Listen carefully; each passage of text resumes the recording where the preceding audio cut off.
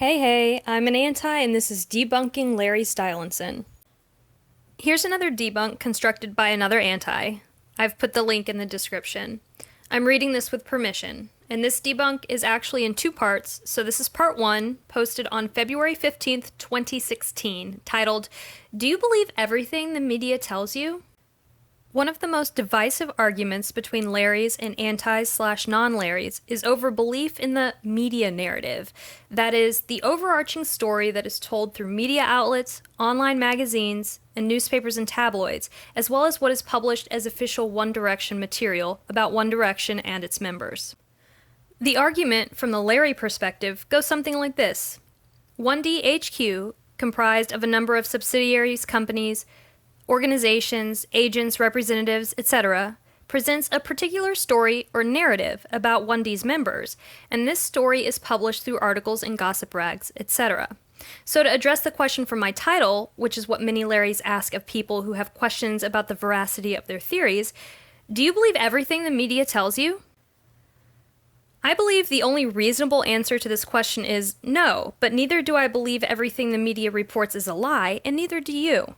Because it is true that Larrys believe some of what is reported to them by the media. The real point of difference is how one determines what is reasonable to believe. Larrys operate from an underlying premise at all times that Harry and Louis are gay and are in a monogamous 5-plus-year-long relationship. The things reported by the media often contradict this underlying premise, and thus, everything reported by the media falls under scrutiny because it must be examined within the scope of this worldview, and it is found lacking. This is why Larrys feel that very little of what is reported by the media can be trusted. However, it's important to recognize and acknowledge this underlying assumption. Larrys are not operating from a neutral standpoint where they merely examine everything that is reported about anyone at any time.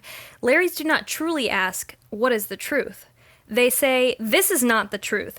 What is the motivation in this media outlet, this magazine, this author, this representative or spokesperson or member of the group being quoted, reporting this untruth? Here is a timely example.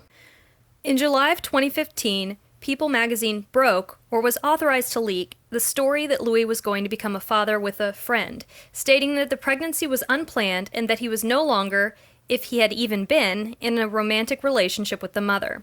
It's very clear why this would be seen as a lie, a false narrative, a planted story, or a smear campaign to someone who believes that Harry and Louis have been in a monogamous gay relationship for 5+ years. So you might ask me, did you believe this story at face value just because it was reported to you? My answer is no, I did not. I am aware that People magazine is somewhat of a tabloid, though more respected than many, and that although celebrities often go to People to release and report on events in their lives, it could be possible that this was a case of false reporting. I was also aware, because I had seen pictures for weeks, that Louis had indeed been seen on multiple occasions with Brianna in the months leading up to the article. I did not assume at the time that he obviously had or was having sex with her, as I was not privy to those details on any level whatsoever. But given that biology is what it is, I allowed that it was possible that the story could be true based on the timeline I had observed. I observed that other gossip about 1D had been revealed by magazines, including tabloids, and were not always officially confirmed by any method other than the passage of time.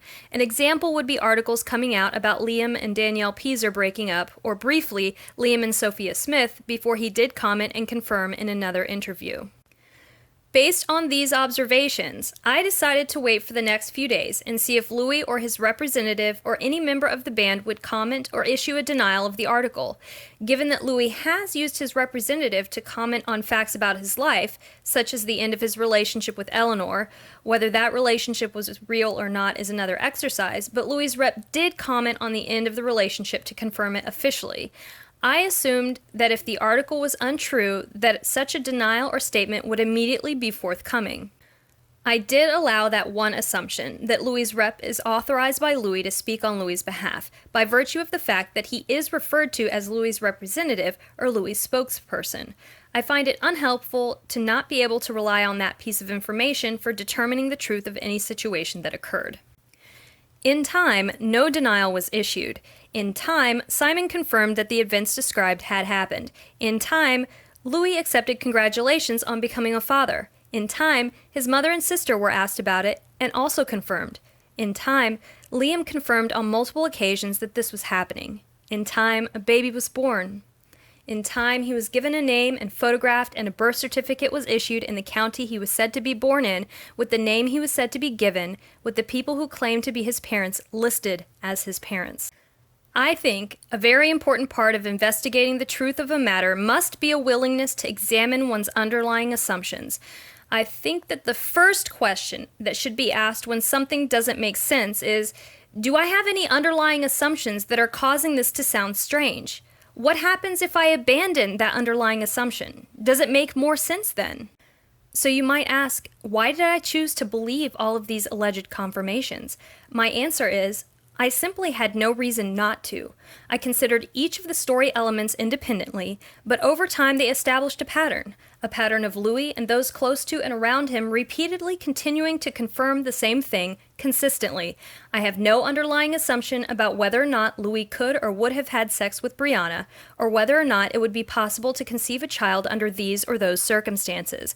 I have no underlying assumption about the kind of person one would have to be to do these things. I have no underlying assumption about the morality of casual sex, or the possibility of a birth control failure, or the decision a woman can or ought to make about whether or not to continue or terminate her own pregnancy.